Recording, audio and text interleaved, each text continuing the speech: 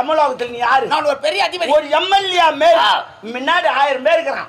வேலை தொழில் விட்டு நீ ஏன் பூலோகத்துக்கு வர? எனது கடமையடா. கடமை வெங்காயம் கடமை. என்னடா வெங்காயம்? அங்க வேற ஆயெல்லாம் சண்டை போகுது. கம்யூனிட்டி அம்மா வந்துட்டான். எங்களுக்கு அசிங்கமா இருக்குது. எப்படி? ஆனா நான் சொல்ற மாதிரி செய். எப்படி? நீ பூலோகத்துக்கு வராத.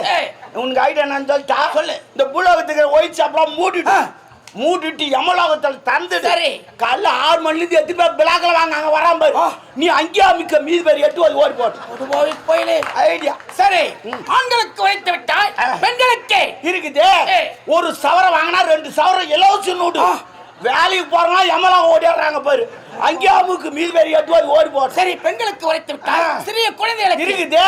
ஒரு பேட் வாங்கினா 2 பால் இலவசம் சொல்லு. அவனுங்களும் வருவானுங்க. எனக்கு ஒரு சந்தேகம் வந்து விட்டது.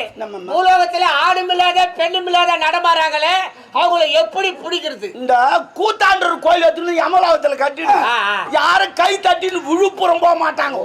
யமலோகம் வருவாங்க அங்கேயே அமுக்குங்க. நீங்க அப்படியே செய்து என்ன கேள்வி? நீ யாரா? நான் சித்ரா குப்தன், உன் கணக்கை பார்ப்பவன். சித்ரா புக்தன்? ஆமா.